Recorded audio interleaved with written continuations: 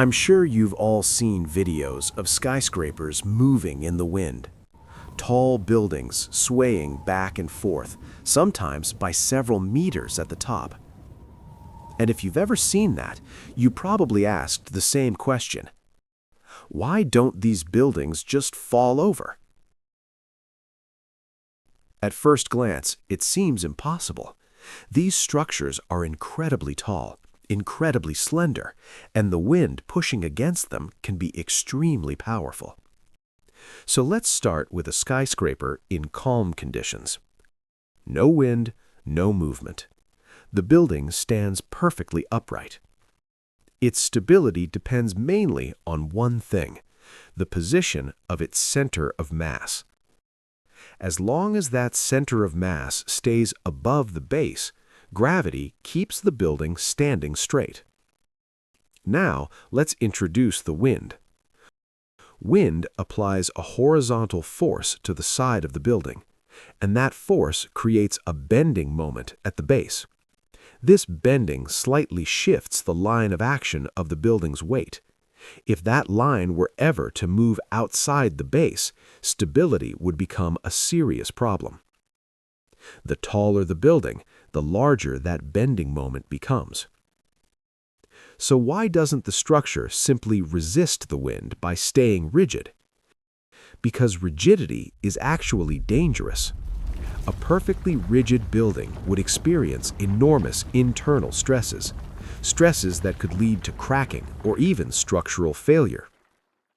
Instead, skyscrapers are designed to be flexible.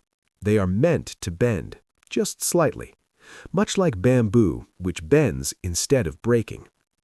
By bending, the structure spreads forces over time and space, reducing peak stresses in critical elements. But flexibility introduces a new problem: movement. And under certain conditions, that movement can grow. If the wind pushes the building at just the right rhythm, each push adds more energy to the motion. The building starts to sway more and more. This phenomenon is called resonance. It happens when the frequency of the wind matches the building's natural frequency of vibration. Basically, every structure has natural frequencies. In most cases, engineers try to avoid exciting them, although there are controlled exceptions. In resonance, even small forces can produce large motions, and that's something engineers must control. So how do they do it? There are several methods, but one of the most ingenious and elegant solutions is the tuned mass damper. Inside many skyscrapers, often near the top, there is a massive weight suspended on springs or cables. This mass is carefully tuned to move at the same frequency as the building itself. When the building sways in one direction, the mass moves in the opposite direction. That opposite motion absorbs energy, reducing the overall movement of the structure. In other words, the building uses motion to cancel motion. The result is a dramatic reduction in sway, even during strong winds. From the outside, the skyscraper may still be moving, but inside, the difference is enormous.